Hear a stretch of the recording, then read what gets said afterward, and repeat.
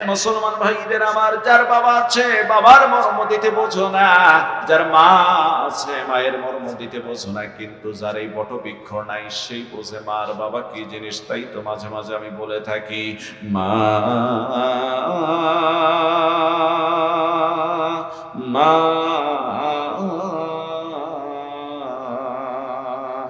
মা আজ কেন আমায় সোহাগ মাখা ডাক ডাকো না, মায়ার চল দিয়ে কেন একবার আমায় জড়াও না, আজ কেন আমায় আদর মাখা ডাক ডাকো না। এ মুসলমান ভাইদের আমার, এই মা বাবা নাই। আমি ঘুঘু মুন্সির কথাটা আর ওই কবুতরের কথাটা 5 মিনিটের ভিতরে শেষ করে দিতে যাচ্ছি। তার ভিতরে ছোট্ট একটা কাজ। এ মুসলমান ভাইদের আমার, তাবলীগ করা ভালো না খারাপ? জোরে বলেন, ভালো না খারাপ?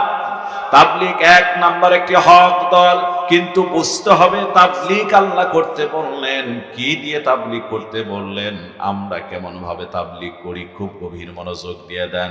আল্লাহ বলেন, তোমরা তাবলীগ করো, পৌঁছিয়ে দাও মা উনসিলা ইলাইকা মির রাব্বিক, যা তোমার রবের পক্ষ থেকে নাজিল হয়, আল্লাহর পক্ষ থেকে আসে কোরআন। তাহলে মানুষের মাঝে তাবলীগ করতে হলে এই কোরআন দিয়ে তাবলীগ করা লাগবে। জোরে বলেন কথা ঠিক কিনা?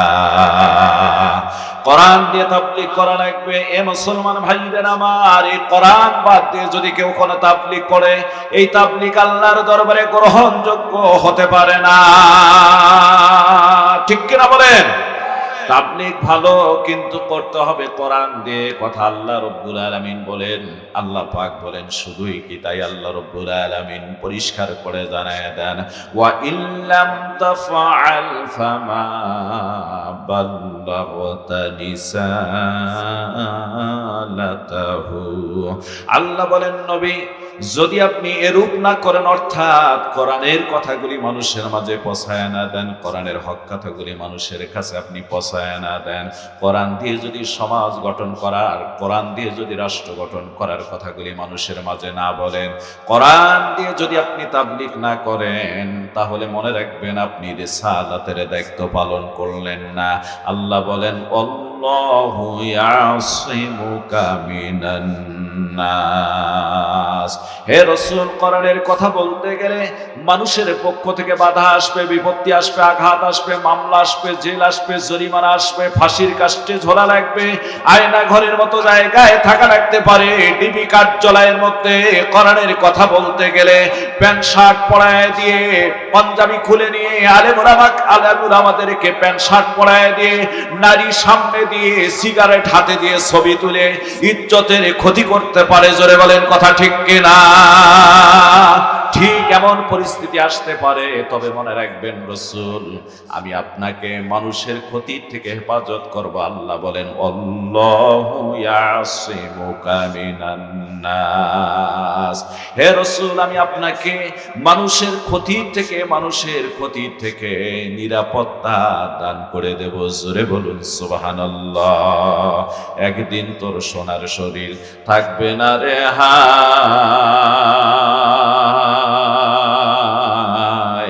মাটির দেহ মাটির সাথে মিশবে রে ধুলায়, মাঝে রবি জুমলা সাজে, দিনটা গেল বৃথা কাজে, এক পা কেবল পাড়ে আছে, ও ভাই এক পা দিছ না,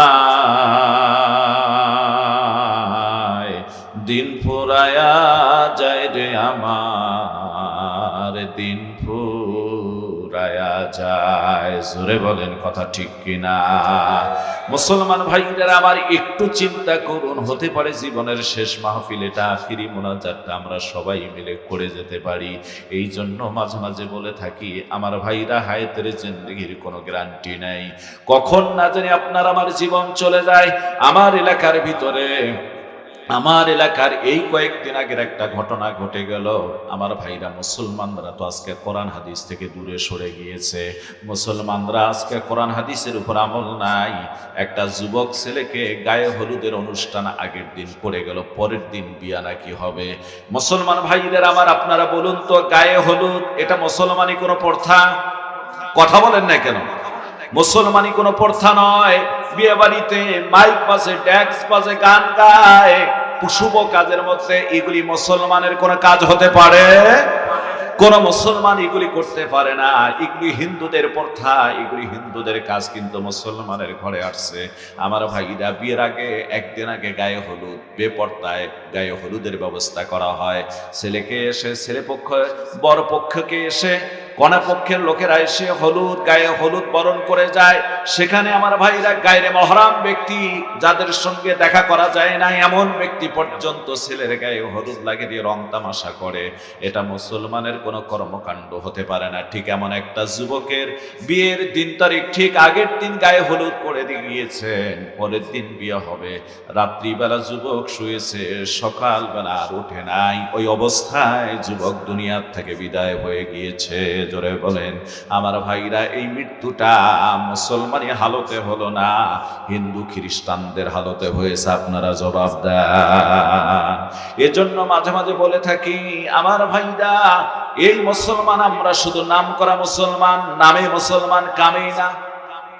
কামে কথা বলেন না কেন? নামে মুসলমান, কামেই না। আমার এক মুসল্লি ছিল এরকম মেরা ক্যাটকাটা, নাম হলো বাহাদুর। নাম কি? আমি কই, কি রে তোর না, তুই তো একদম মেরা ক্যাটকাটা, এক ধাক্কা দিলে 25 গজ দূরে যা পড়বি, তো তোর নাম আবার বাহাদুর হলো কেন? হুজুর, আমি নামে বাহাদুর, কামে না। আমি নামে বাহাদুর, কামে না। তো মুসলমানদের অবস্থা হয়েছে, নাম মুসলমান, কাজে কিছুই নেই। একটু টের পাবেন কিছু সময়ের ভিতরে। আজকে মুসলমানের ভিতরে অনেকে আছে, আপনাদের এলাকায় আছে কিনা জানি না, আমার এলাকায় আছে, নামাজ রোজা নাই। আমার কথায় মাইন্ড করবেন না, আল্লাহর কসম করে বলছি, হক্কানি যারা উলামায়ে মাশায়েখ বুজুর্গ, এদের বিরুদ্ধে আমার কোনো কথা নেই। কারণ ভারত উপমহাদেশের ভিতরে ইসলাম প্রচার করেছে অনেকেই আল্লাহর ওলিরা। কথা বলেন না কেন? শাহজালাল, শাহ মাকদুম, খান জাহান, বাইজিদ বুস্তামি রহমতুল্লাহ আলাই, এরপর আপনারা যদি লক্ষ্য করতে যান, কারামত আলী জয়নিপুরি রহমতুল্লাহ আলাই, বড় বড় আল্লাহর ওলিরা, শাহজালাল, শাহ পরাণ, এনারা এই দেশে এসে কোরআনের দাওয়াত পৌঁছাই দিয়েছেন। কিন্তু আজ কিছু মানুষ আমরা এমনও রয়েছি, সে আল্লাহর ওলিদের নাম নিয়ে নিয়ে, আল্লাহর ওলিদের নাম ধরে ধরে পীর সেজেছে, অথচ তার ভিতরে নামাজ নাই, রোজা নাই, জাকাত নাই, হজ নাই, কিচ্ছু নাই। রাত হয়ে গেলে বাতি নিভায়ে দিয়ে নারী পুরুষ একসঙ্গে জিকির করে, এমনও ভণ্ড আছেন। কথা বলেন না কেন? দক্ষিণবঙ্গেতে ভণ্ডর কোনো অভাব নাই, বহু জায়গায় প্রোগ্রাম করেছে, আমাদের এই এলাকাগুলির ভিতরেও আছে। আবার দেখবেন তাদের সুর কি, জিকির কি, সব জায়গার মধ্যে শিরকি আচরণ। একটু বুঝাবো, একটু বলবো। হ্যাঁ, এক জায়গায় দেখলাম এভাবে গাইতেছে। ইউটিউব খুঁজলে, ফেসবুক খুঁজলেও তো দেখবেন, এগুলো তো আছে। ও মুর্শিদ, কত ধাক্কা, কি সুরের বাহারি সুর। বটবৃক্ষের নিচে গেলাম ছায়া পাইবার আসে, ডাল ভাঙিয়া রোদুর লাগে, আপন কর্ম দোষে ফৈজি সাতর লাইগারে, অঙ্গ জড় জহর মনে লয় উড়িয়া যাইতাম, ভাঙ্গা বাড়ি ঘর বাজান্তর লাইগারে। কথা কয় নাকি? আছে না? আছে, আছে। জেনারেটরের ব্যবস্থা আছে এখানে?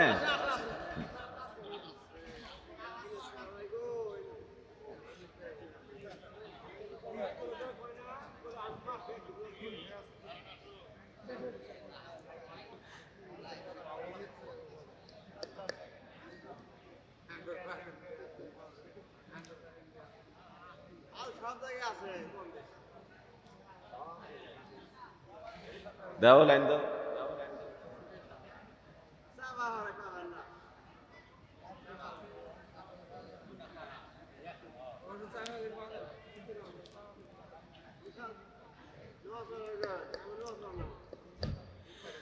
এরা কয় নামাজের মতো নামাজ 2 রাকাত জীবনে একবার পড়লে হয়ে গেছে, আর নামাজের দরকার।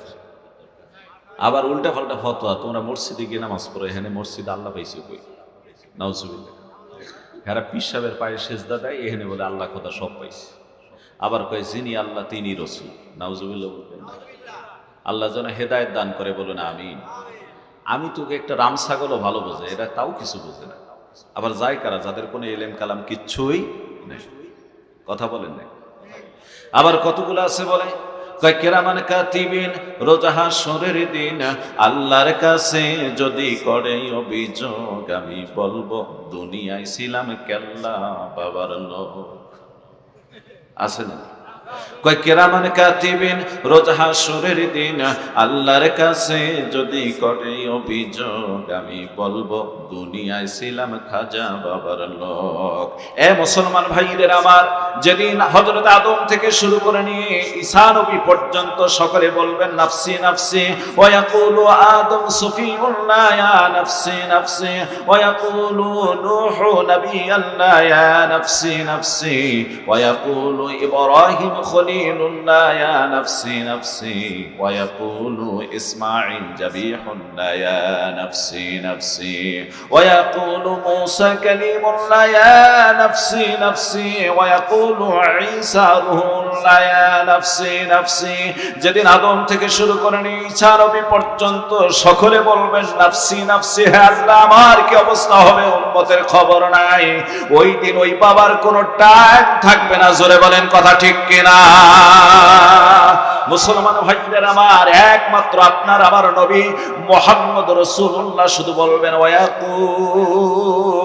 ওয়ায়াকুল মুহাম্মদ রাসূলুল্লাহ সাল্লাল্লাহু আলাইহি ওয়াসাল্লাম, ইয়া উম্মতি ইয়া উম্মতি। বলুন আল্লাহু আকবার। একমাত্র আপনার আমার নবী মুহাম্মদ রাসূলুল্লাহ শুধু বলবেন উম্মতি। হে আল্লাহ, আমার এতিম উম্মতের কি অবস্থা হবে? ওই দিন ওই ভণ্ড বাবার কোনো টাইম থাকার কথা না। জোরে বলেন ঠিক কিনা? কারণ শুনে নেন, এইগুলা শিরিকের সঙ্গে লিপ্ত। শিরিক যারা করে তাদের জীবনের আমল পুড়ে ছাই হয়ে যায়। আল্লাহ রাব্বুল আলামিন জানায় দেন, ইন তাজতানিবু কাবাইরা মা তুনহাউনা আনহু। আল্লাহ বলেন, বান্দা যদি বড় বড় গুনাহগুলির থেকে তোমরা বেঁচে থাকো, আমি আল্লাহ তোমাদের জীবনের ছোট গুনাহগুলি ক্ষমা করে দেব। সুবহানাল্লাহ। বড় গুনাহ হচ্ছে কবিরা গুনাহ। বড় গুনাহ কি গুনাহ ভাই? বড় গুনাহ হচ্ছে কবিরা গুনাহ। গভীর মনোযোগ দিয়ে দেন। এই কবিরা গুনাহই হচ্ছে শিরিক। বলুন তো, কোন মাজারে গিয়ে সিজদা দেওয়া শিরিক না? শিরিক কি না? মাজারে গিয়ে কিছু চাওয়া শিরিক কি না? কোন পীর সাহেবের পায়ে সিজদায় পড়ে থাকা, বলুন তো শিরিক কি শিরিক না? পীর সাহেবকে গোসল করায় ওই পানি নিয়ে নিজে খাওয়া পান করা, এটা শিরিক কি শিরিক না? মুসলমান ভাইদের আমার, পীর সাহেবের কাছে ছেলে মেয়ে চাওয়া, বলুন শিরিক কি শিরিক না? এই শিরিক যারা করেছেন, আল্লাহ রাব্বুল আলামিন ঘোষণা করে দিচ্ছেন। আল্লাহ বলেন, ইন্নাহু মাইয়ুশরিক বিল্লাহি ফাকাদ হারামাল্লাহু আলাইহিল জান্নাহ ওয়া মাওয়াহুন النار وما للظالمين من أنصار। সূরা বলুন আল্লাহু আকবার। আল্লাহ বলেন, নিশ্চয় যারা আল্লাহর সাথে শিরিক করলো তার জন্য জান্নাত হারাম। হারাম হারাম কথা কার? আরো জোরে বলেন কার? আমার আল্লাহ বলেন জান্নাত হারাম। ওয়া মাওয়াহুন নার, তার ঠিকানা হলো জাহান্নাম। ওয়া মা লিয-যালিমিনা মিন আনসার, এরা সীমা লঙ্ঘনকারীরা জালিম। আল্লাহ বলেন এদেরকে কখনোই সাহায্য করা হবে না। অথচ এই ভণ্ডরা বলে থাকে, কয় কিরামান কাতিবিন, রোজ হাসরের দিন আল্লাহর কাছে যদি করে অভিযোগ, আমি বলবো দুনিয়ায় ছিলাম অমুক বাবার লোক।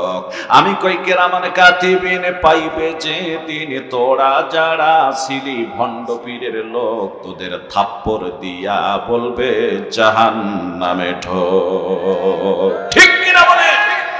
মুসলমান ভাইদের আমার একটু মনোযোগ দেন, গভীর মনোযোগ দিয়ে দেন, খুব লম্বা বক্তৃতা হবে না। এই জন্য যতটুকু ইবাদত করি একটু শিরিক মুক্ত ইবাদত যেন হয়, আল্লাহ যেন কবুল করে, বলেন আমিন।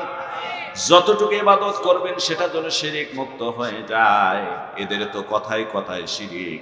আমাদের দেশের এক আপা ছিল, আমার ভাইরা, মানিকগঞ্জের এই আপা সংসদের সদস্য হয়ে গেল, ফাইটতে যায়, গান টান কত কিছু গাইল, আবার এই সংসদে গিয়ে বক্তব্য দিত। আমি সিয়াসাত তার সব হাদিস আমার মুখস্থ, কয় বুখারী, মুসলিম, নাসাই, তিরমিজি, ইবনে মাজাহ আর আবু দাউদ শরীফ সব আমার মুখস্থ। আবার মাঝে মাঝে গান গাইতো, কয় আকাশটা কাঁপছিল কেন, জমিনটা নাচছিল কেন, বড় পীর ঘামছিল কেন, যেই দিনে গান গাইছিল খাজায় যেই দিন। জোরে কন্যা মুসলিম। কয় আকাশটা কাঁপছিল কেন, জমিনটা নাচছিল কেন, বড় পীর ঘামছিল কেন, সেই দিন গান গাইছিল খাজায় যেই দিন। কয় আল্লাহ নবীর গান, পীর আউলিয়ার শান, যে বলে হারাম সে তো কমিন, না বুঝে ভেদ পাত্রে হারাম কও তোমরা কেন, এই গান শুনেছেন নবী ইয়াসিন, ইয়াসিন গান গাইছিল খাজায় যেই দিন। নবী ইয়াসিন ভণ্ডামি গান শুনছে, মনে পাইলে সোপা যাইতে একটা থাপ্পড় মাইরে দিতাম। কথা বলেন না এখনো, ঠিক কিনা বলেন? মুসলমান ভাইদের আমার, এরা সমাজগুলিকে নষ্ট করেছে, মানুষগুলিকে ইমান থেকে কুপরের পথে নিয়ে গেছে। কষ্ট হচ্ছে না? খুব অল্প সময়ের ভিতরে কথা হবে। এ মুসলমান ভাইদের আমার, তাহলে আসুন, আমি যে কথা কোরআন থেকে পড়া শুরু করেছি, আল্লাহ বলেন তাবলীগ করুন, কোরআন দিয়ে তাবলীগ করুন, কোরআনের কথাগুলি মানুষের মাঝে পৌঁছায় দিন। এই কোরআনের কথা বলতে গিয়ে নানা নির্যাতনের শিকার যুগে যুগে মানুষ হয়েছে। এই কোরআনের কথাগুলি আজও যারা বলে তারা নির্যাতনের শিকার। আমরা জানি আমাদের দেশের একজন খ্যাতমান আলেম, শুধু বাংলা নয়, অল ওয়ার্ল্ডে যাকে চেনে, তিনি অন্য কেউ নন। আমার ভাইরা, মতাদর্শের দিক থেকে অন্য হলেও, কারো মতের সাথে না মিললেও মনে রাখবেন, তিনি হচ্ছেন আমাদের দেশের গর্ব। তিনি ছিলেন দেলোয়ার হোসেন সাঈদী। জোরে বলেন কথা ঠিক কিনা? আল্লামা দেলোয়ার হোসেন সাঈদী, যার চোখে কওমি আলিয়া সারা জীবন সমান ছিলেন, কওমি আলেমদেরকে খারাপ নজরে দেখেন নাই। কথা বলেন না কেন? তার বক্তৃতাগুলি আজও খুঁজে দেখুন, কওমি আলেমদেরকে নিয়ে একটা কটক্ষ বক্তৃতা খুঁজে পাবেন না। জোরে বলেন ঠিক কিনা? তিনি বলেছেন, আমার দুটা চোখ, একটা আলিয়া একটা কওমি, এই দুটা চোখ আমার দুইটা, আমাদের জাতি স্বজাতি ভাই হচ্ছে এরা। আমার ভাইরা, এই লোকটাকে দীর্ঘ 13টি বৎসর পর্যন্ত নির্মমভাবে অত্যাচার, নির্যাতন, নিপীড়ন করে আল্লাহর বান্দাকে আমার ভাইরা জেলখানার থেকে নিয়ে এই লোকটাকে হাসপাতালে নিল। তিনি যখন পুলিশের ঘাড়ে ভর দিয়ে নামলেন, জাতির উদ্দেশ্যে এমন একটা হাসি দিয়েছিলেন, এই হাসিটা মনে হচ্ছিল সুন্নতি মুস্কি হাসি, মনে হচ্ছিল জান্নাতি হাসি। জোরে বলেন কথা ঠিক কিনা? এরকম একটা সুস্থ সবল মানুষটাকে জেলখানার থেকে নিয়ে গিয়ে হাসপাতালে ঢোকার পর আমরা দেখলাম বসে রাখলো বেটে, তখনও তিনি ফেল করে তাকিয়ে দেখতেছিলেন, সুস্থ মানুষ। কিছুক্ষণ পর লোকটাকে মৃত্যু বলে ঘোষণা করা হলো। এটা নিঃসন্দেহে পরিকল্পিত হত্যা। ঠিক কিনা বলেন? যদি আজও ওই ডাক্তার নার্স আর যারা দায়িত্বশীল ছিল সবগুলিকে রিমান্ডে নেওয়া হয়, এই হত্যার কুলু বেরিয়ে আসবে। সুতরাং বলবো, 16টি বছর তোমরা যারা মানুষের উপর জুলুম, নির্যাতন, নিপীড়ন করেছো, যারাই অত্যাচার করেছো, একটা পাতি নেতা হয়ে যাদের ক্ষমতার দাপটে টেকা যায় নাই, সময় এসেছে আল্লাহ ছাড় দেন কিন্তু ছেড়ে দেন না। এবার তোমাদের কোমরে রশি লাগায় গরুর মতো টানা শুরু হয়েছে। জোরে বলেন ঠিক কিনা? ঠিক কিনা বলেন? কারণ তোমরাও কম করো নাই। এদেশের উলামায়ে কেরামের হাতে হাত করা, পায়ে ডান্ডা বেরি, দিনের পর দিন চেয়ারে হাত বেঁধে পিছনের দিকে রাখা হয়েছে, উপরে লটকায় রাখা হয়েছিল। এ ভাই কথা বলেন এখানে, আমরা ভুলে যাই নাই। তারপর আমরা বলবো, যারা আমাদের সাধারণ ভাই বোঝেনি এই দল করেছিল, তারা আমাদের ভাই, আমরা তাদের কোনো ক্ষতি করতে চাই না, তাদের সাধারণ ক্ষমা। কিন্তু যাদের দ্বারা জাতি কষ্ট পেয়েছে, যাদের দ্বারা মানুষ ক্ষতিগ্রস্ত হয়েছে, যাদের দ্বারা আজকে উলামায়ে কেরাম থেকে শুরু করে সাধারণ মানুষ নির্যাতিত হয়েছে, যারা আজকে মানুষগুলিকে আয়না ঘরের মতো জায়গায় দীর্ঘদিন নির্যাতন করলো, ডিবি কার্যালয়ে নির্যাতন করলো, যারা আমার ভাইরা শুধু এতটুকুই নয়, এদেশের অসংখ্য মানুষকে ফাঁসির কাস্টে ঝুলালো, যারা শুধু এতটুকুই নয়, যারা আমার ভাইরা শাপলা চত্বরে হাজার হাজার আলেমদের বুকে গুলি চালালো, যারা ছাত্র জনতাকে হাজার হাজার ছাত্র জনতাকে হত্যার জন্য গুলি চালালো, যারা পুলিশ ভ্যানের ভিতরে আন্দোলনে থাকার কারণে ছাত্র জনতার গায়ে আগুন লাগিয়ে পুড়িয়ে কাবাবের মতো করলো, ওদের বিচার বাংলার জমিনে টুডে টু আর আজ হোক কাল হোক, হবেই হবেই হবেই ইনশাআল্লাহ। ঠিক কিনা বলেন? আল্লাহ যেন আমাদেরকে সেটা দেখে যাওয়ার তৌফিক দান করে। কামা তাদিনু ওয়ামা তুদানু, যেমন করেছো তেমন ফলাফল পাবে। কথা বলেন না? সামনের হাল যেদিকে যায়, পিছনের হাল কি ওইটা ছাড়া অন্যদিকে যায়? রাস্তা দেখাই দিয়েছে, রাস্তা এখন উন্মুক্ত, আলহামদুলিল্লাহ। এজন্য স্বৈরাচারদেরকে হিসাব করার দরকার, স্বৈরাচারদের হিসাব করার দরকার। ক্ষমতা চিরস্থায়ী নয়। মুসলমান ভাইদের আমার, গভীর মনোযোগ দিয়ে শুনুন, তাহলে যতটুকু ইবাদত করব সে ইবাদতটুকু যেন আমাদের শিরক মুক্ত ইবাদত হয়ে যায়, আর আমাদেরকে সদা সর্বদা আল্লাহর পথে থাকা লাগবে। আমার আল্লাহ রাব্বুল আলামিন জানায় দেন, আল্লাহ বলেন, আল্লাযীনা আমানু ইউকাতিলুনা ফি সাবিলিল্লাহি ওয়াল্লাযীনা কাফারু ইউকাতিলুনা ফি সাবিলিত তাগুত। আল্লাহ বলেন, যারা ঈমানদার তারা সারা জীবন লড়াই করবে, জীবনের শেষ মুহূর্ত পর্যন্ত আল্লাহর পথে লড়াই সংগ্রাম করবে। আর যারা কাফের মুশরিক বেদিন তারা লড়াই করবে তাগুতের পক্ষে। ঈমানদার যদি হন, বলুন তো জীবনের সব সময় আল্লাহর পথে থাকার দরকার আছে না নাই? মুসলমান ভাইদের আমার, আল্লাহর পথে কি জন্য থাকবেন? আল্লাহর পথে থাকলে আল্লাহ রাব্বুল আলামিন ওই বান্দাকে ভালোবাসবেন। এ মুসলমান ভাইদের আমার, আল্লাহর পথে থাকতে গিয়ে বহু সাহাবা আসমান জীবন দিয়েছেন, বহু নবী রাসূলরা জীবন দিয়েছেন, কিন্তু আজ আমরা আল্লাহর পথে থাকতে পারি না। এই কোরআনের পাখিটা চলে গেল, যাকে নিয়ে আজও মানুষ হাজারো গান রচনা করেন। তাই তো মাঝে মাঝে বলে ফেলা হয়, কোরআনের পাখি তুমি মরনি, শহীদ হয়েছ তুমি এটাই জানি। ঠিক কিনা বলে? দেহে মাঝে যতদিন ছিল তব প্রাণ, ইমানি পরীক্ষায় তুমি ছিলে বহমান, তুমি যে ছিলে মোদের নয়ন মনি, শহীদ হয়েছ তুমি এটাই জানি। কারাগারে কাটালে 13টি বছর, জালিম কেঁপেছে তোমায় দেখে থরথর। ঠিক কিনা বলেন? কারাগারে কাটালে 13টি বছর, বাতিল কেঁপেছে তোমায় দেখে থরথর, তাই তো তোমায় ভাবি সারাক্ষণি, শহীদ হয়েছ তুমি এটাই জানি। আল্লাহ যেন আমাদের এই দ্বীনের পথে চলার তৌফিক এনায়েত করে দেয়, আমিন বলুন। শহীদ শুধু সাহাবা আজমানরাই হন নাই, আমার ভাইরা যুগে যুগে হয়ে আসতেছেন, এখনো জীবন দেওয়ার প্রয়োজন আছে। এক সাগর রক্তের বিনিময় কুত্তার বাচ্চা আমেরিকারা আফগানিস্তান থেকে পালিয়ে যেতে বাধ্য হয়েছে, প্লেনের পাখায় পর্যন্ত ঝুলিয়ে ঝুলিয়ে পালিয়েছে। ইতিহাস আমরা দেখেছি, কথা বলেন নাকি? সেই আমেরিকা থেকে চলে যাওয়ার পর আফগানিস্তান ইমারতে ইসলামিয়া গোটা বিশ্বের ভিতরে একটা মডেল আজকে দাঁড়িয়েছে। মৌলবীরা যারা নাকি মাথায় 13 হাত পাগড়ি, বিশাল বড় পাঞ্জাবি আর পায়জামা, এরা এত সুন্দর করে রাষ্ট্র পরিচালনা করতেছে।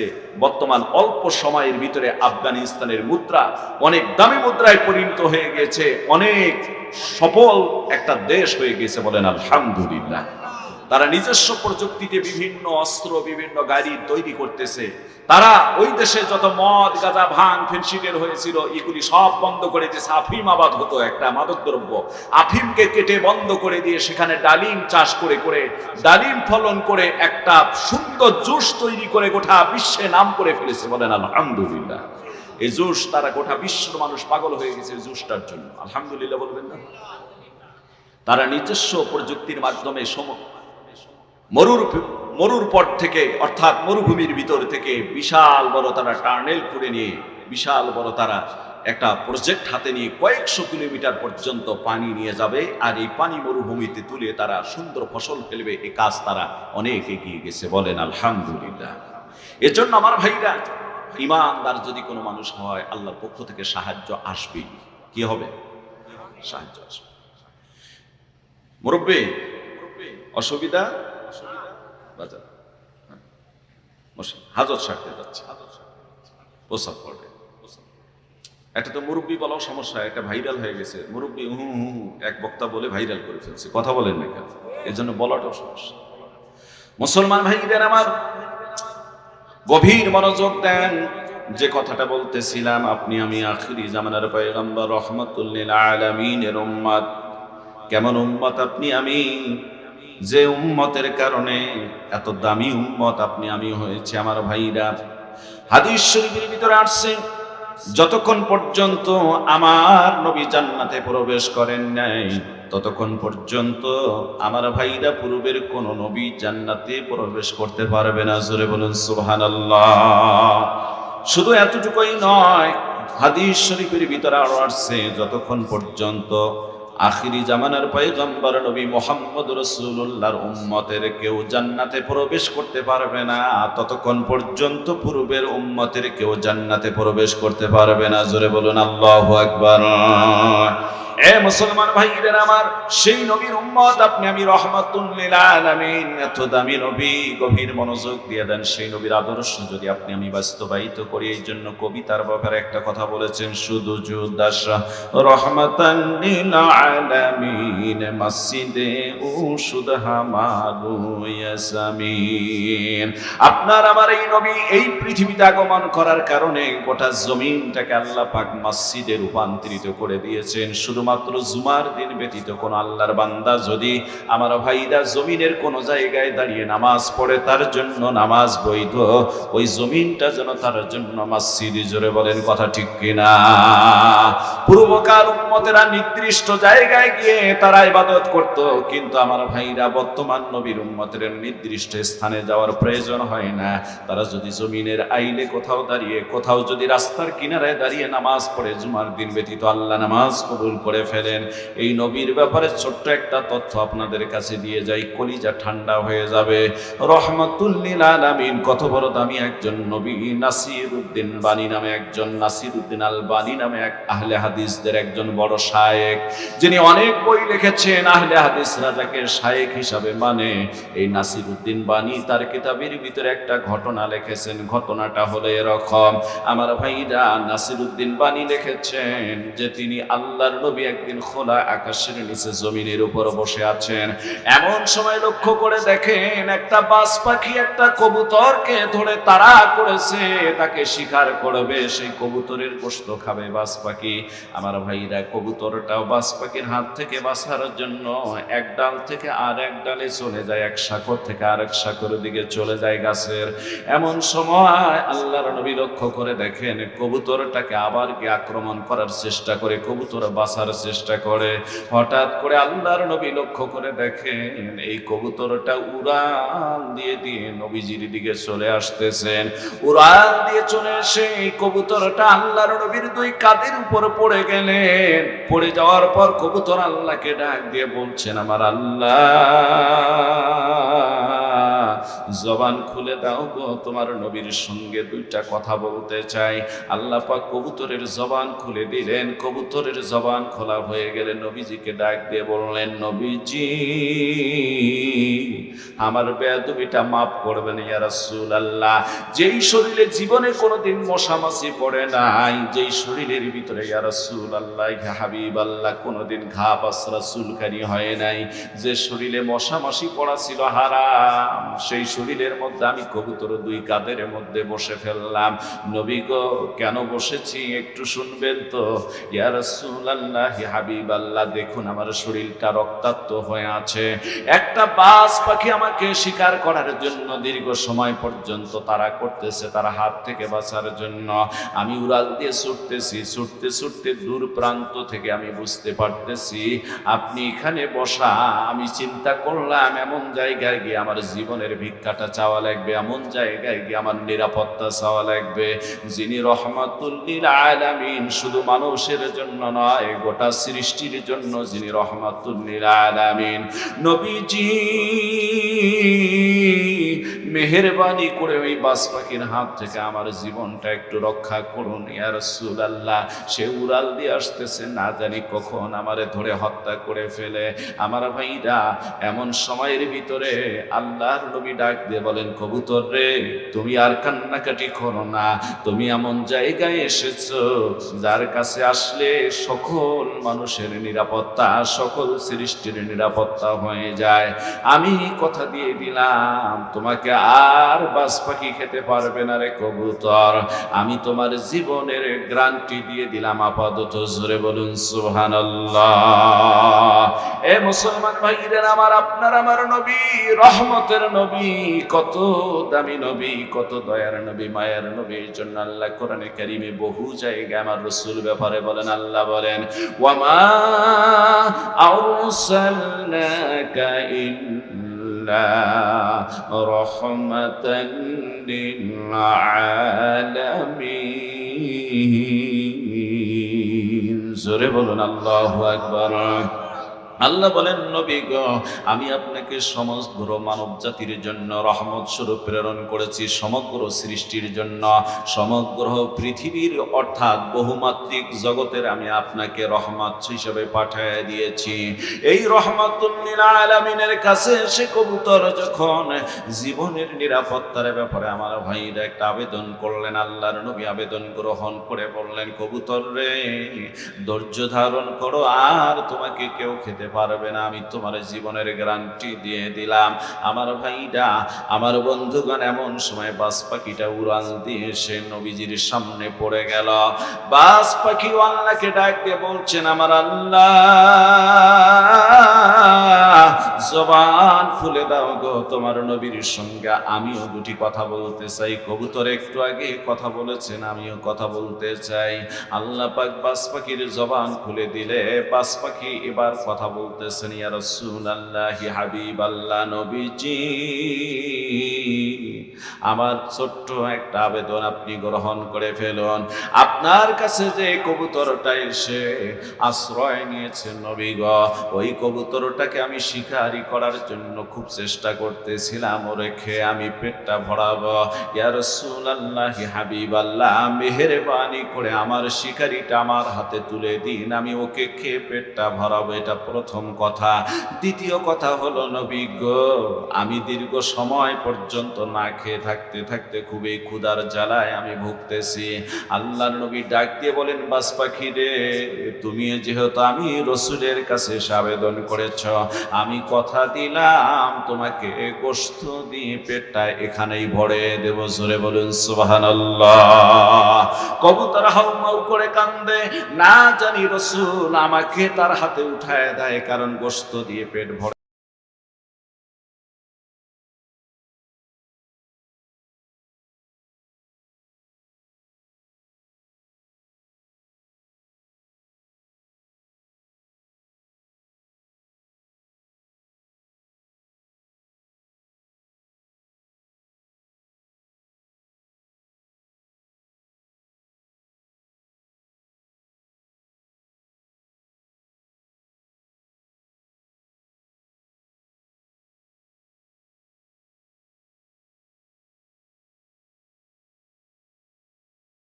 বলি নাই।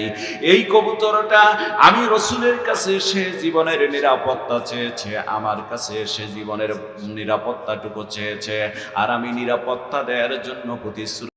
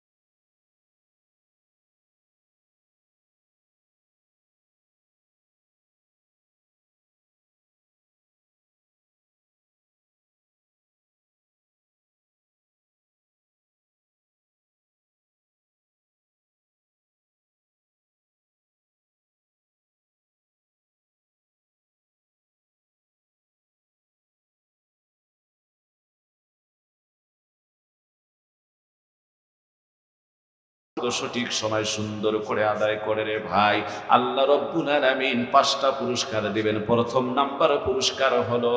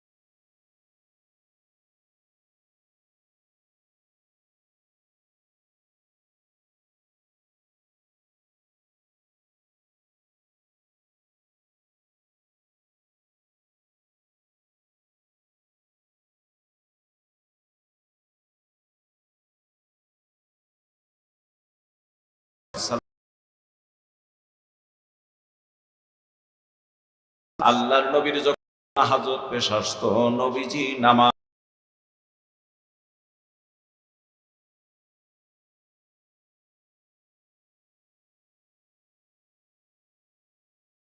ভুলে যায় না।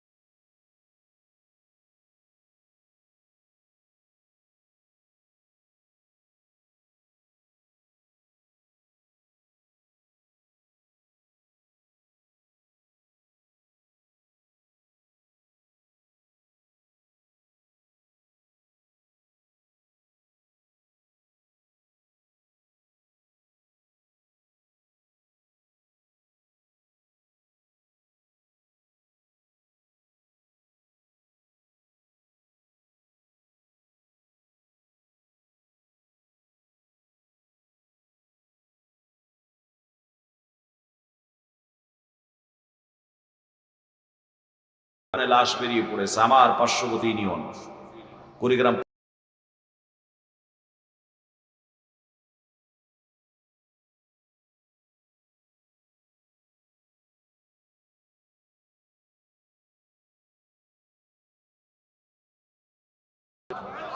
লাশ তো 10 পচা দূরের কথা, 22 বছর হয়েছে, কাপড়ের কাপড় যেরকম রাখছে ওই রকম অক্ষত। আল্লাহু আকবার বলে। উনিও মানুষ, আপনিও মানুষ, আমিও মানুষ। আপনার আমার কবরের কি অবস্থা হবে? কথা বলেন নাকি? এরপর ওনাকে ওখান থেকে তুলে নিয়ে আরেক জায়গায় দাফন করলেন। একটানা চলে গেল 10 বছর। 22 × 10 কত হলো? 32 বছর। 32 বছর নদীর ভাঙ্গনে আল্লাহ তাআলার কি কৃপা, আবার লাশটা বেরিয়ে পড়লো। ওই কাপড়ের কাপড়, অক্ষত লাশ।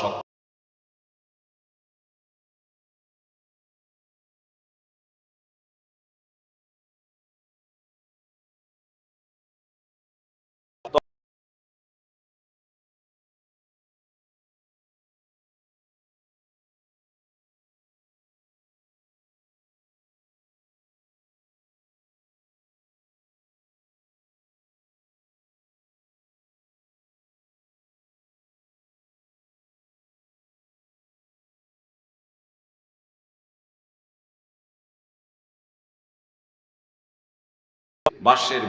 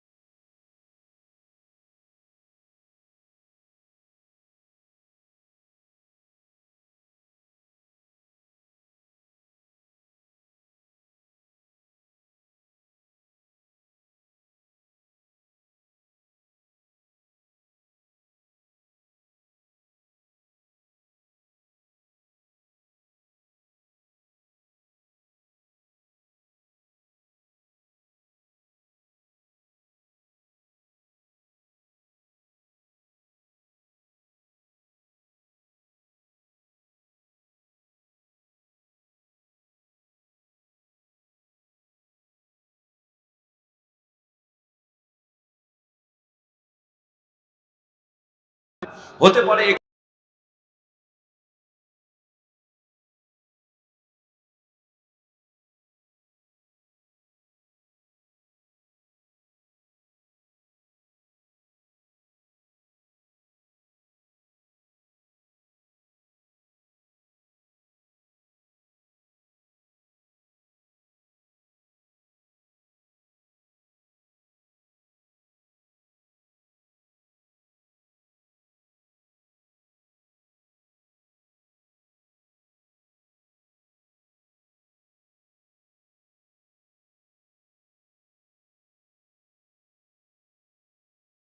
বর্ণনা করেছেন বাইনাল আব্দুল কুফরু তারকুস সালাহ, কাফির এবং মুসলমানদের ভিতরে পার্থক্য হলো নামাজ। জোরে বলেন সুবহানাল্লাহ।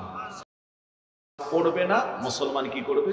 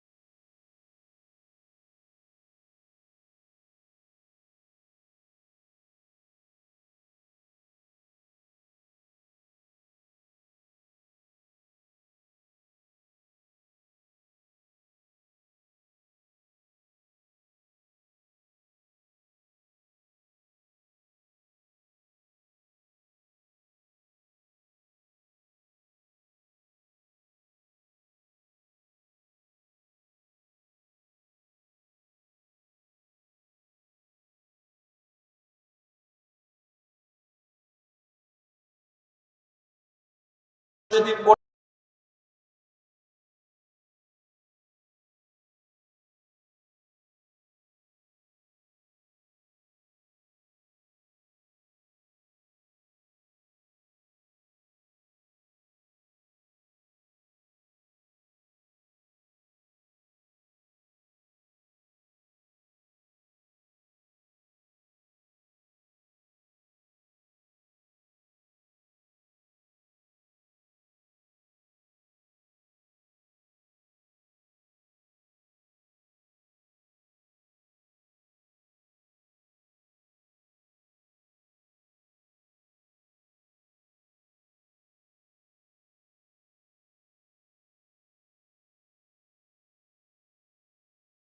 তার জোরে বলেন কথা ঠিক কিনা?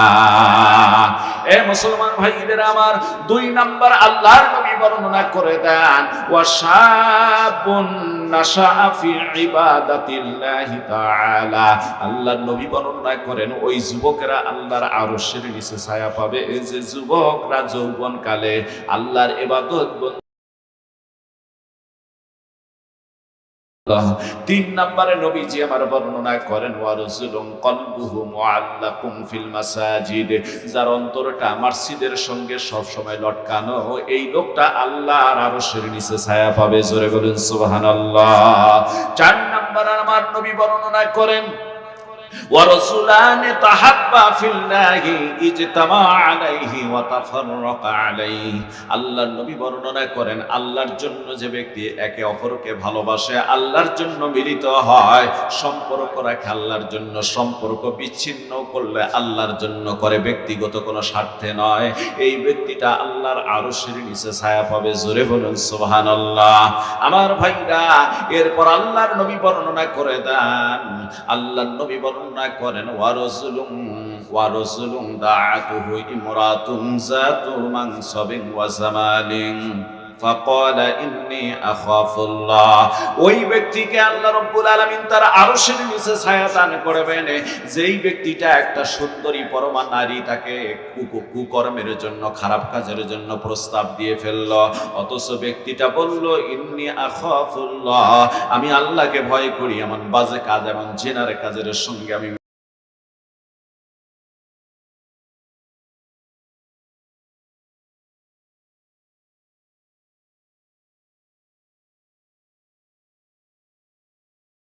সাদাকাতিন ফাআখফাহা হাত্তা লা। আমার ভাইরা, যে ব্যক্তি আল্লাহর উদ্দেশ্যে দান খয়রাত করে একমাত্র আল্লাহ রাজি খুশি করার জন্য, এই ব্যক্তিটা আল্লাহর আরশের নিচে ছায়া পেয়ে যাবে। 7 নম্বরে আল্লাহর নবী বর্ণনা করেন, ওয়ারজুলুম যাকারাল্লাহু খালিয়ান ফাফাদাত আইন। আল্লাহর আরশের নিচে ছায়া, ব্যক্তিটা নির্জনে বেশি বসে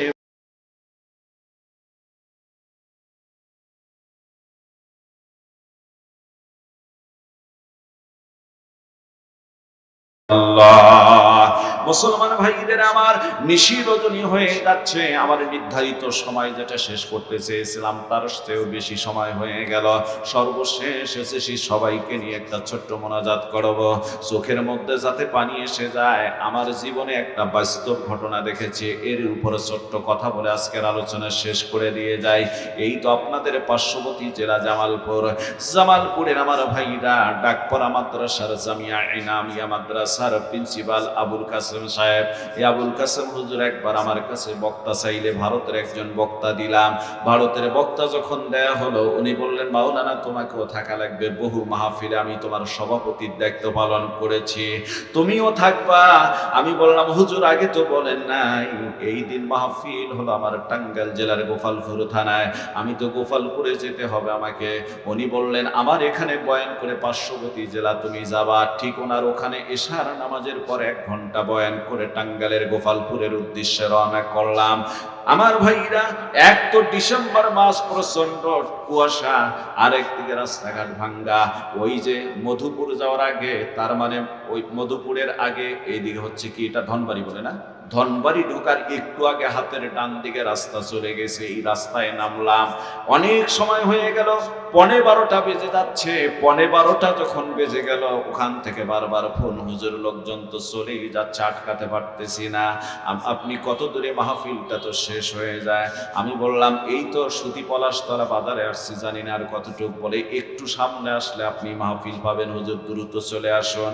আমি দ্রুত চলে গেলাম। মুসলমান ভাইদের আমার, ছোট্ট কথা বলছি, চোখের পানি দেখুন একটু আসে কিনা। দ্রুত চলে যাওয়ার পর দেখি ঠিকই অনেক লোক রাস্তা দিয়ে চলে আসতেছে।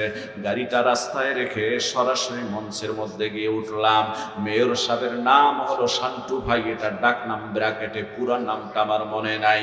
উনি প্রধান অতিথি, ওনাকে বক্তৃতা দেওয়ার জন্য তুলে দেওয়া হলো। উনি বক্তৃতা দিচ্ছেন, আমি গুনাহগার বাম দিকে বসে রয়েছি। এমন সময় তাকে দেখি, আমার ভাইরা, মাদ্রাসার একটা ছোট্ট বালক, বয়স হতে পারে 9 কিংবা 11 বছর।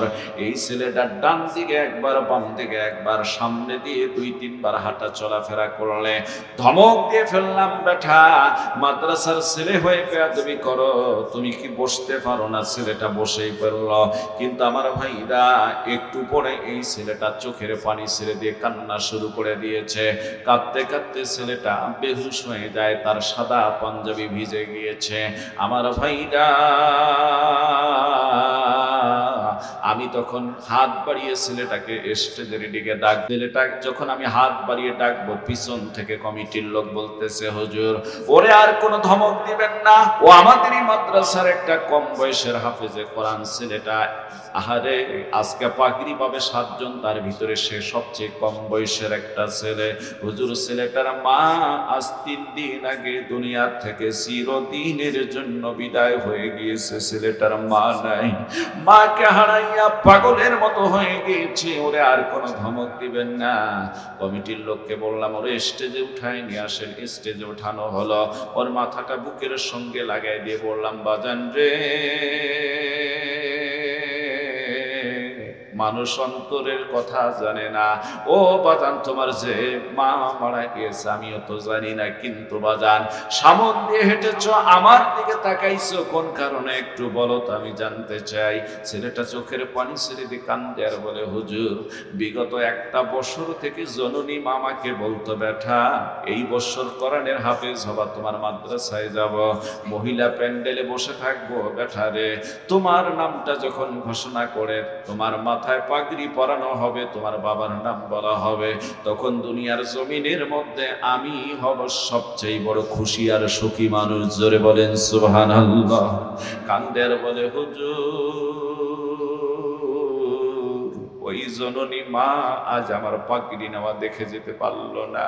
আমার বন্ধুদের মা এসে মহিলা প্যান্ডেলে অপেক্ষা করে, কিন্তু আমার ওই মা নাই, মা দুনিয়া থেকে চলে গিয়েছে।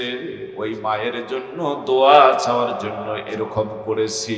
আমার ইচ্ছা ছিল আগে মাদ্রাসায় রুমে আসে বসলে আমি সেখানেই কথা বলতাম, কিন্তু আপনি তো সরাসরি মঞ্চে এসেছেন। কান্দে আর বলে, হুজুর আমাকে মাফ করবেন, আমি তো বেয়াদবি করেছি। আমি বললাম, বাজান তুমি কেঁদো না, তোমার কান্না সহ্য হয় না। ও বাজান রে, হাজার হাজার মানুষ আমরা তোমার পাগড়ি নেওয়া দেখবো, সবাই দোয়া করব। নিশ্চয় তোমার বাবা আসছে, তোমার বাবা যখন তোমার এই কোরআনের হাফেজ হওয়ার আজকের দৃশ্য দেখবে, তখন তোমার বাবাও খুশি হবে। বাবার কথা বলার সাথে সাথে হাউমাউ করে কান্দে আর বলে, হুজুর এমন কথা স্মরণ করে দিলে, হুজুর আমার মতো অসহায় কেউ নাই। 2 বছর আগে আমার বাবাও দুনিয়া থেকে বিদায় হয়ে চলে গিয়েছে। আমার মা নাই, বাবাও নাই, আমার পাগড়ি দেখার মতো নাই, আমার কোরআনের হাফেজ হওয়া দেখার মতো কোনো মানুষ নাই। ছেলেটা ফুপায় ফুপায় কান্দে, ওর মাথায় হাত বলাই, কিন্তু কোনো ক্রমে শান্ত হয় না। নিশ্চয় পর্দার আড়ালে কোনো মা আছে যার বাবা নাই, এখানে কোনো ভাই আছেন যার বাবা মা দুনিয়ার থেকে বিদায় হয়ে গিয়েছেন। তাই তো মাঝে মাঝে তাদের উদ্দেশ্যে আমি বলে থাকি, বাবা তুমি কেমন আছো ছোট্ট মাটির ঘরে, তোমার কথা হৃদয় মাঝে পড়ছে বারে বারে। বাবা গো,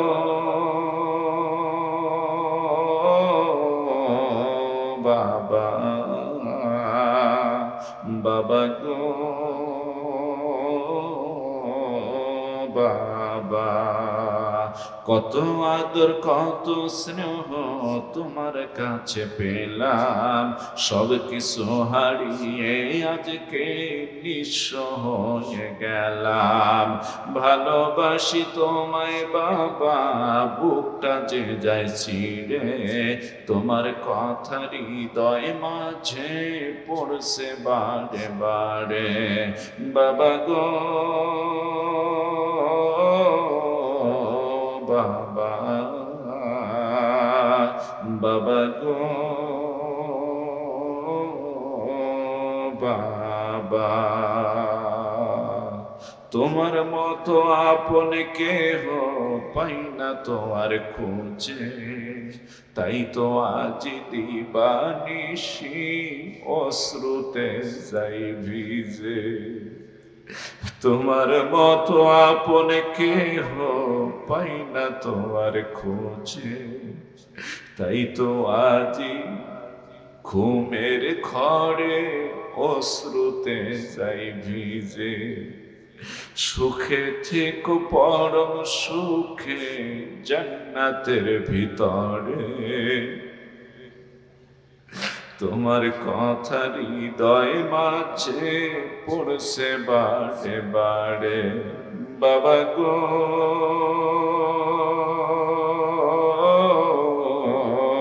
বাবা, বাবা গো বাবা। এ মুসলমান ভাইদের, আমার মা হারা, বাবা হারা বহু মানুষ চোখের পানি ফেলতেছে। তোমার কি একটু মনে মায়া লাগে না মা বাবার জন্য? দুই এক ফোঁটা কি চোখের পানি ছেড়ে দিতে পারো না? এই মাদ্রাসার ছেলেটা আমারে বলতেছে, হুজুর মাদ্রাসা রুমে একটু যাবো আর আসবো। এই হাদিস কেন এই ঘটনাটা বললাম, গভীর মনোযোগ দেন।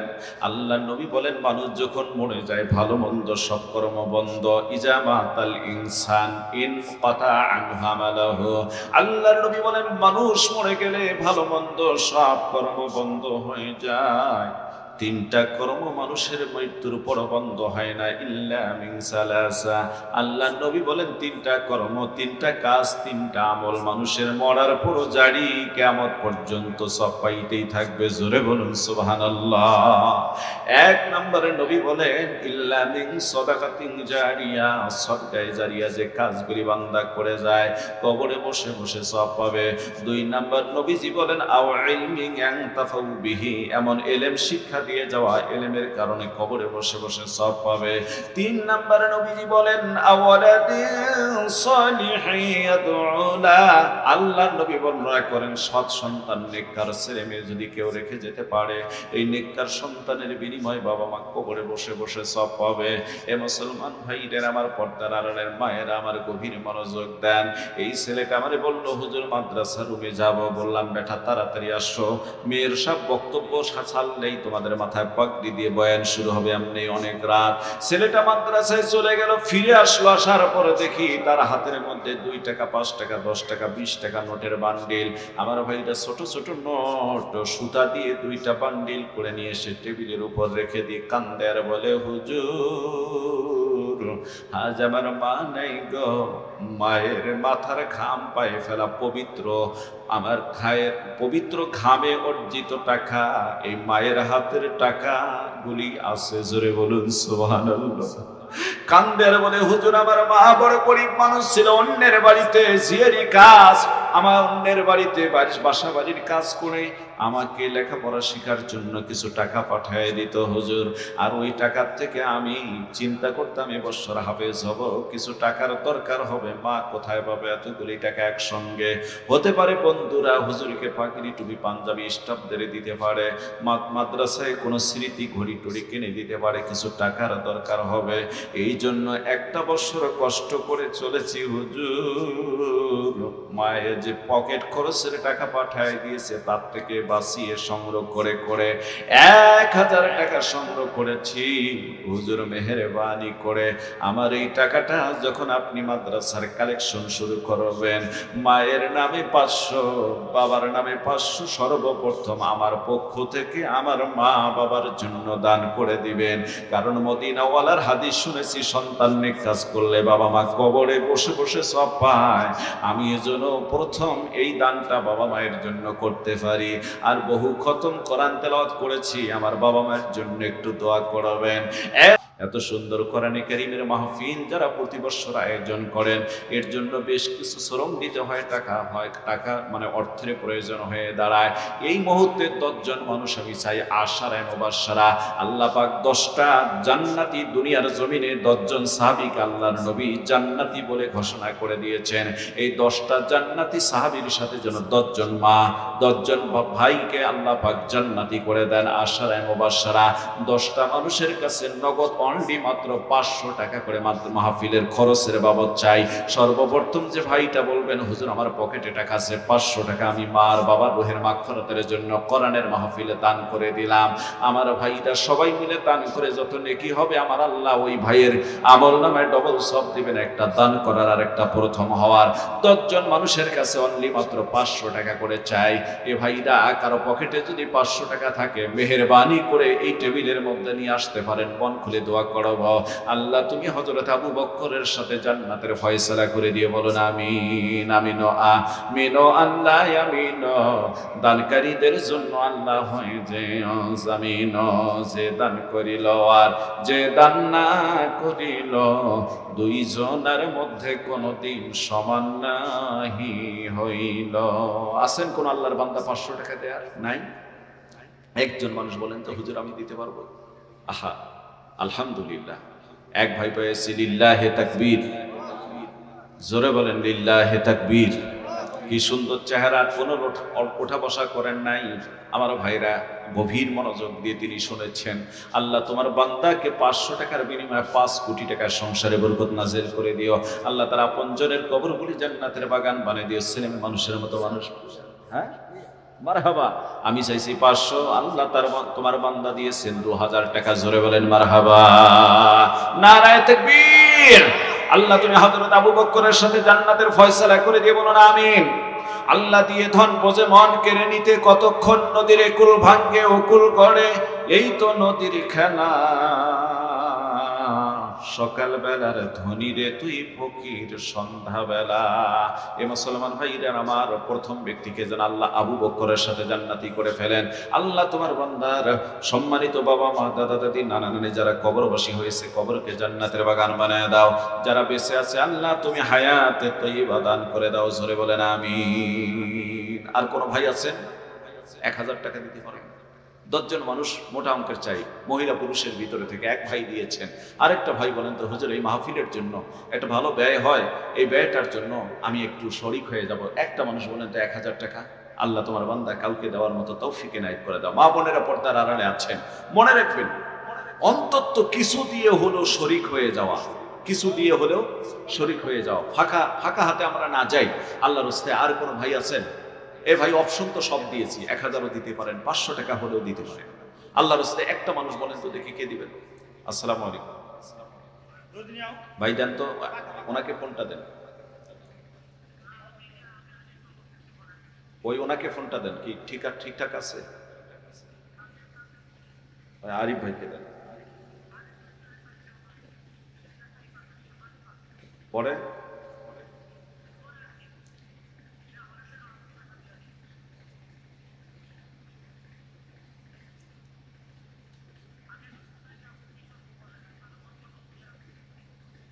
এই আমি কয়েক মিনিটে আসতেছি, আপনি একটু দাঁড়ান। হ্যাঁ ওখানে দাঁড়ান, আমি আসতেছি। রাত থেকে আপনি যাবেন, রিক্স হবে, রাস্তা ওই রাস্তা রিক্স আছে, আপনি থাকেন, আমি আসতেছি ইনশাল্লাহ। ভাই নেই 500 টাকা দেওয়ার মতো একটু মনটা তৈরি হয় না আল্লাহর জন্য? মা বোনদের ভিতরে থেকে আমি বলতে চাই, মাদেরকে আজকে একটা আমল শিখিয়ে দিয়ে দেবো, যে আমলটা করলে কাজে লাগবে। মা বোনদের ভিতরে থেকে আমি কয়েকজন মা বোনদেরকে দেখতে চাই, অনলি মাত্র 1500 টাকা করে নগদ দিতে পারবেন কোরআনের মাহফিলের জন্য। এই একটু জানতো দেখি কারা কারা মা বোনদের ভিতরে থেকে দিতে পারে। তারপর যেটা গামছায় আসবে সেটা পরের ব্যাপার। পরিশেষে একটা আবেদন আপনাদেরকে বলছি, মুসলমান ভাইদের আমার, আপনাদের যদি সাহায্যের হাতটা বাড়ানো থাকে, প্রত্যেক বছর সুন্দর সুন্দর এরকম মাহফিলগুলি করতে পারবে। আপনারাই করেন, আপনারাই দেন, আরো একটু দেওয়ার দরকার। এই জন্য আর কোনো ভাই নাই 500 টাকা নগদ বের করে দেওয়ার জন্য অত্র মাহফিলের জন্য, কোরআনের মাহফিলের জন্য, কোরআনের খাতিরে। আল্লাহ নবী বলছেন আপনি দান করবেন, বাবা মা কবরে বসে বসে সব পাবে। নাই আমার ভাইরা, কোরআনের মাহফিল, একটা কোরআনে কারীম ভালোভাবে কিনতে গেলে 200 টাকার প্রয়োজন হয়। জোরে বলেন কয়শো? তো মনে করতেছেন আমি 200 টাকা আল্লাহ রাস্তা আল্লাহর কোরআনের জন্য খরচ করে দিচ্ছি। 200 টাকা করে কারা কারা দিতে পারবেন? এই লোকগুলি নিয়ে আসেন তো দেখি, আসেন তো উঠে, হাতটা মুসাফা করবে একটু, আসেন। আল্লাহু আকবার বলে 200 টাকা আল্লাহর কোরআনের জন্য ব্যয় করে যাবেন। নাই মা বোনদের ওখানে যান একটু দেখি, মা বোনদের ভিতরে থেকে অনেক দানবীর আছে, তারা নিঃসন্দেহে দান করবেন ইনশাআল্লাহ। মা বোনদের আছে, মহিলা আছে, মাশাআল্লাহ, আশা রাখতেছি তারা দিবেন। আপনারা কি কথা বুঝলেন না? 200 টাকাও কি বাড়ি থেকে নিয়ে আসেন নাই দেওয়ার মতো? এরকম পকেটে কি নাই? টাকা আছে কিন্তু মন নাই। আল্লাহ বলছেন ইয়া আইয়ুহাল্লাযিনা আমানু লা তুলহিকুম আমওয়ালুকুম ওয়ালা আওলাদুকুম আন যিকরিল্লাহ ওয়া মান ইয়াফআল যালিকা ফাউলাইকা হুমুল খাসিরুন। হে ঈমানদারেরা, তোমাদের ধন সম্পদ, সন্তান সন্ততি যেন আমার জিকিরি থেকে বিরত না রাখে। যদি এগুলি আমার স্মরণ থেকে, আমার কাজের থেকে যদি তোমাকে বিরত রাখে, ফাউলাইকা হুমুল খাসিরুন, তোমরা ক্ষতিগ্রস্ত হয়ে যাবা। আমার ভাইরা, আমাদের সম্পদ আমাদেরকে ফিরিয়ে রাখতেছে আল্লাহ থেকে। কোরআনে কারীমের যত জায়গায় আল্লাহ জান চেয়েছেন, জানের আগে মাল চেয়েছেন। এই জন্য মেহেরবানি করে একটু মাল আমরা ব্যয় করার চেষ্টা করি। নাই? কে দান করেছে? আলহামদুলিল্লাহ। এই বলেন, এখানে নামটা বলেন। মোশাররফ হোসেন ভাই 500 টাকা। ভাই নাম মাশাআল্লাহ, সুন্দর চেহারা, নুরানি চেহারা, জনাব মোহাম্মদ শেখ ফরিদউদ্দিন ভাই আল্লাহ দান করলেন 500 টাকা। আল্লাহ দানকে তুমি কবুল করে নাও, জানাবের বরকত দাও, আপনজনের কবরগুলি জান্নাতের বাগান বানায় দাও। আল্লাহ তাআলা আকবর ভাই 100 টাকা। আল্লাহ দানকে কবুল করে নাও, জানাবের বরকত দাও, আপনজনের কবরগুলি জান্নাতের বাগান বানায় দাও। 40টা মানুষের কাছ থেকে, পুরুষের ভিতরে 40 জন মানুষের কাছে 100 টাকা করে চাই। সামনে আসো। তুমি যেহেতু গোশতের কথা বলেছ, তোমার পেটটা ভরে দেওয়ার দায়িত্ব তো আমার। বাস পাখি কাছাকাছি আসলো।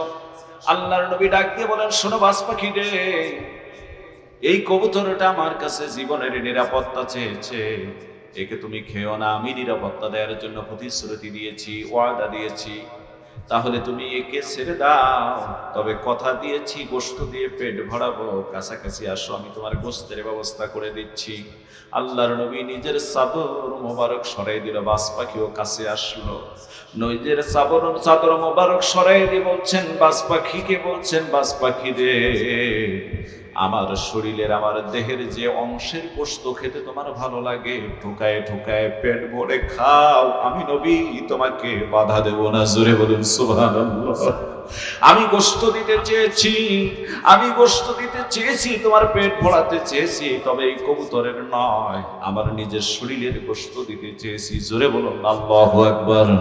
বাস পাখি গড়াগড়ি করে জমিনে কান্দে আর বলেন, ইয়া রাসূলুল্লাহ, ইয়া হাবিবাল্লাহ, যে শরীরে জীবনে কোনোদিন মশামাছি পড়ে নাই, সেই শরীরে আমি জীবনে কোনোদিন গোশত খাওয়ার এরকম ঠোক দেওয়ার সাহস রাখতে পারি না। নবীজি, আমাকে আপনি মাফ করে দিন, আল্লাহর হস্তে মাফ করে দিন ইয়া রাসূলুল্লাহ। এবার আসল কথার দিকে আসি। আমরা দুইজনেই আল্লাহর এই সৃষ্টি না। আমিও বাজ পাখি না, ওই কবুতরটাও কবুতর না, কবুতরটাও কবুতর না, আমিও বাজ পাখি না। ইয়া রাসূলুল্লাহ, আমরা দুইজন আল্লাহর ফেরেশতা। আল্লাহর কাছে অনুমতি নিয়ে আল্লাহই পাঠিয়ে দিয়েছেন আপনাকে পরীক্ষা করার জন্য। আপনি কতটুকু রহমতের নবী, পরীক্ষায় আপনি লেটার নিয়ে ফার্স্ট ডিভিশনে পাস করেছেন। সত্যি সত্যি আপনি রহমাতুল লিল আলামিন, সকল সৃষ্টির জন্য। জোরে বলুন সুবহানাল্লাহ। ওয়া মা আরসালনাকা ইল্লা রাহমাতান লিল আলামিন। জোরে বলুন মারহাবা। এ মুসলমান, এই রহমতের নবীর আদর্শ আপনি আমি বাস্তবায়িত করব। এই রহমাতুল লিল আলামিন একটা হাদিস বলেন, ওয়ান আবি হুরায়রা রাদিয়াল্লাহু তাআলা আন, কালিমাতানি হাবিবাতানি ইলার রহমান, খফিফাতানি আলাল লিসানি, সাকিলাতানি ফিল মিজান, সুবহানাল্লাহি ওয়া বিহামদিহি, সুবহানাল্লাহিল আযীম। জোরে বলুন আল্লাহু আকবার।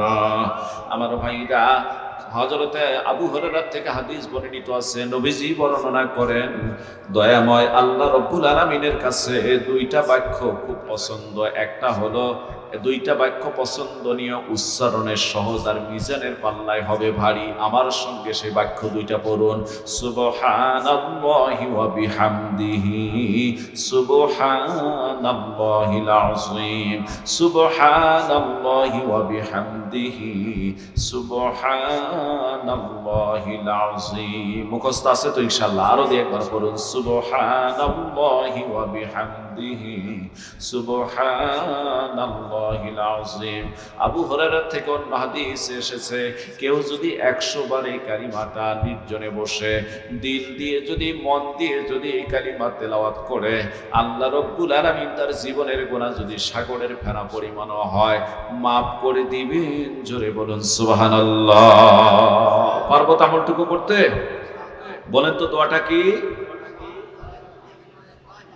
বেশি বেশি করে পড়বেন মাশাআল্লাহ, সকলের মুখস্থ আলহামদুলিল্লাহ, সুবহানাল্লাহ সুবহানাল্লাহি ওয়া বিহামদিহি সুবহানাল্লাহিল আযীম। বেশি বেশি পড়বেন আর 100 বার তেলাওয়াত করার চেষ্টা করবেন। আল্লাহ আমাদের কবুল করে নেক, বলেন আমিন। ঘুমানোর আগে ওযু অবস্থায় ঘুমাবেন, দরুদ শরীফ পড়তে পড়তে বাজে গল্প না দিয়ে ডান হাতে আঙুলটা দিয়ে সূরা ফাতিহা একবার, সূরা ইখলাস 3 বার পড়বেন, দরুদ শরীফ পড়তে পড়তে ঘুমাবেন। যদি এই রাত্রে মরণ হয় আল্লাহ শহীদের মর্যাদা দিয়ে দিবেন, জোরে বলেন সুবহানাল্লাহ।